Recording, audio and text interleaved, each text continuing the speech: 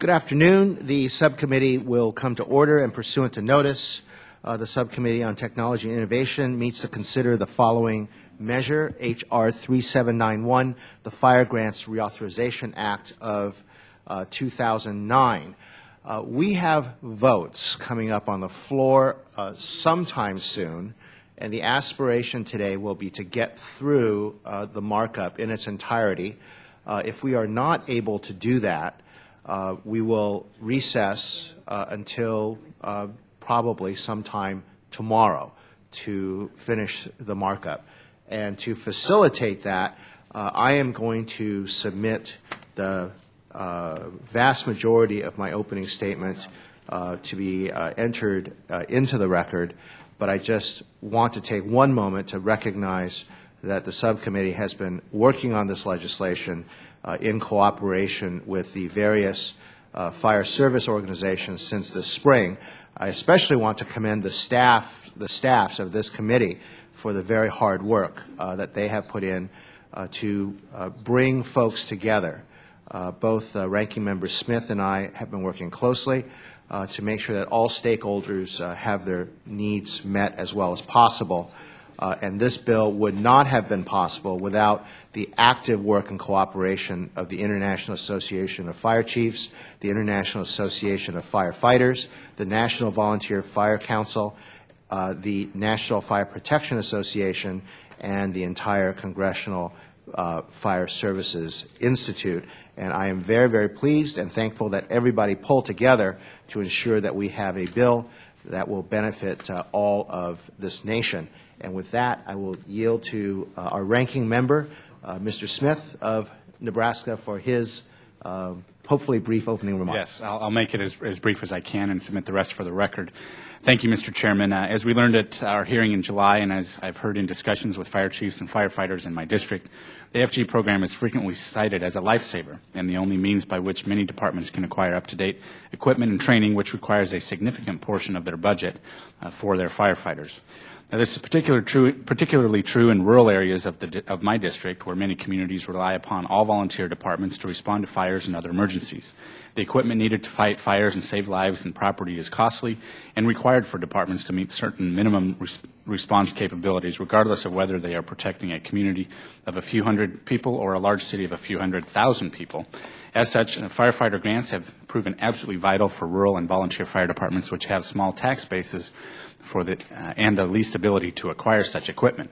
The bill before us today makes several modest changes to the AFG and SAFER programs, reflecting a compromise reached by the leading national fire service organizations who worked closely with the committee to develop the legislation. I support the changes and the underlying reauthorization effort, but I do have some concerns and priorities I hope to address as we go forward. In particular, for the reasons I just mentioned, I want to ensure the changes made in this legislation do not negatively impact the ability of smaller combination and volunteer departments to compete for and receive AFG grants. So I will be offering an amendment today which attempts to clarify the grant process in this respect. I also want to note that the funding for the AFG program has declined over the last few years and is now far below both the currently authorized level as well as the level called for in this bill. I hope as we go forward we can find a way to reverse this decline while also better aligning authorization levels with realistic and responsible expectations for appropriations. Thank you again, Mr. Chairman, and with unanimous consent, I do have some items for the record. Thank you very much. Without objection, so ordered, the items will be entered into the record at this point. And now I would like to recognize the gentleman from Arizona, Mr. Mitchell, for a short statement. Thank you, Mr. Chairman.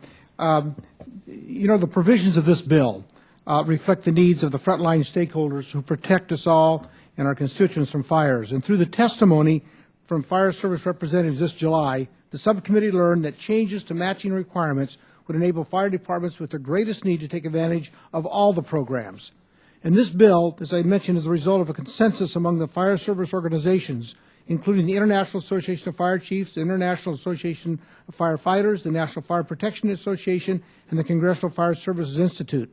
And I would like to thank Chairman Wu and the Science and Technology Committee staff, especially Megan Housewright and Mike Queer, for their hard work. And I would ask unanimous consent for my complete statement to be put in the record. And I yield back the rest of my time. I thank the gentleman. Does anyone else wish to be recognized? If not, I ask unanimous consent that the bill is considered as read and open to amendment at any point, and that the members proceed with the amendments in the order of the roster. Without objection, so ordered. The first amendment on the roster is an amendment in the nature of a substitute offered by the chair. The clerk will report the amendment. Amendment number 207, amendment in the nature of a substitute to H.R. 3791, offered by Mr. Wu of Oregon.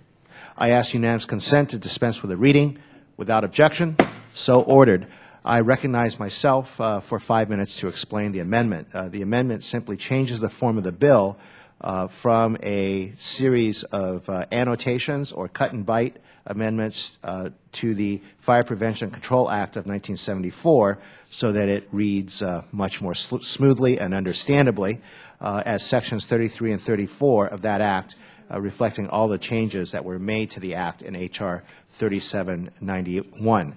A couple of other things. In addition, this amendment adds a provision authorizing the administrator to establish university fire safety research centers from the 10% set-aside of funding for the fire prevention and safety grants. The administrator may establish up to 3 of these centers. And finally, it adds language to require the U.S. Fire Administration to work with the National Fire Protective Association on a needs assessment for the fire service and report back to Congress on the results of that needs assessment. Is there any further discussion of the amendment? If not, we will move on to specific amendments. The second amendment on the roster is an amendment offered by the gentleman from Nebraska, Mr. Smith.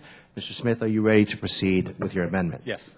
The clerk will report the amendment. Amendment number 210, amendment to the amendment in the nature of a substitute to H.R. 3791, Fire Grants Reauthorization Act of 2009, offered by Mr. Smith of Nebraska. I ask unanimous consent to dispense with the reading. Without objection, so ordered. I recognize the gentleman from Nebraska for 5 minutes to explain the amendment. Thank you, Mr. Chairman. This amendment is intended to ensure a greater degree of confidence in the fire prevention and safety portion of the AFG program. The amendment would require non-fire department organizations which do not engage in fire-related activities as a primary function to partner with local fire departments in order to be eligible. This partnering would allow local departments to so-called bless an applicant with its plan without adding an unreasonable burden, and in doing so ensure a greater degree of confidence the proposal is worthy of funding. I thank the gentleman for the amendment. It is my intention to support it because I believe that it is a good idea to add the expertise of a fire department to any nonprofit organization that wants to do fire prevention and safety work. I do ask that the gentleman be open to working with me to ensure that the language does not have any unintended consequences for organizations like the Lions Club, the American Red Cross, or others that are undoubtedly doing good work. Sure.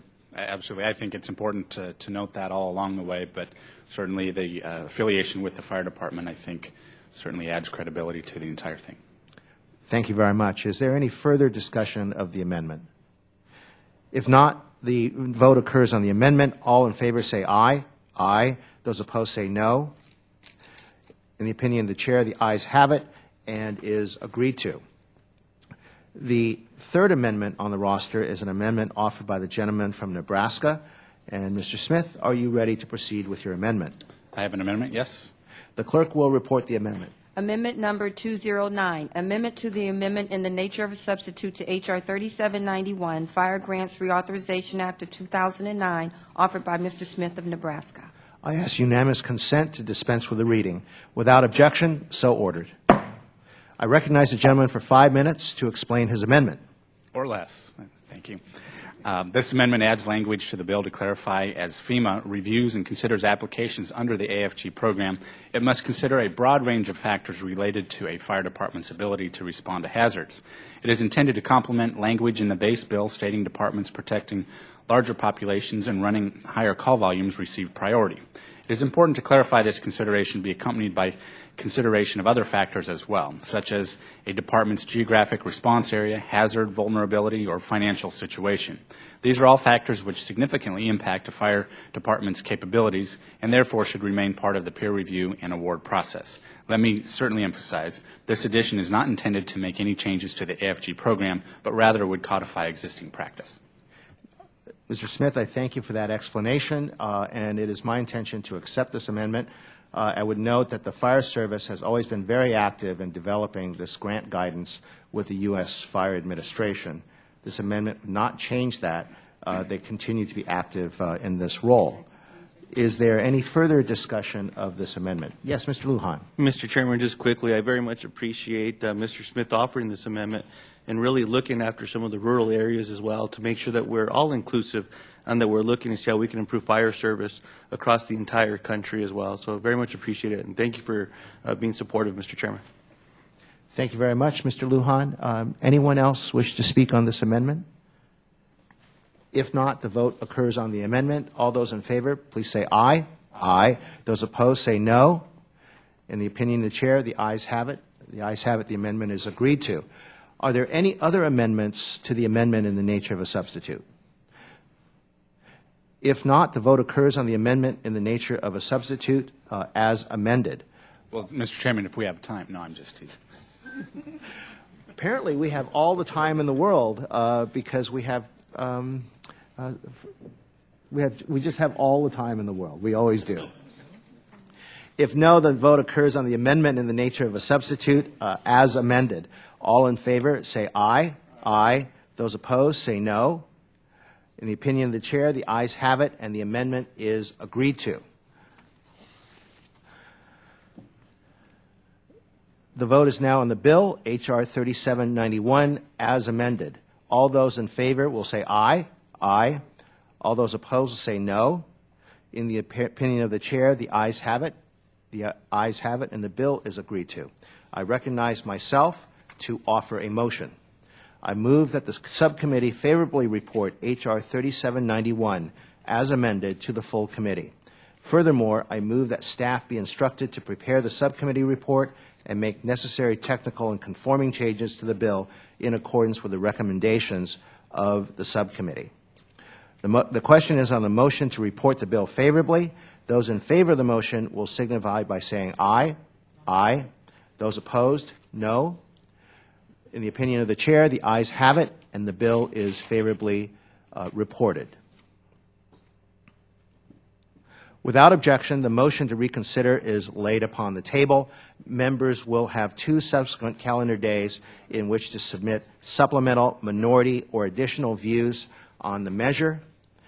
I want to thank all the members for their hard work, their cooperation in bringing this to the subcommittee and in moving this expeditiously to the full committee, and we look forward to floor passage of this important piece of legislation.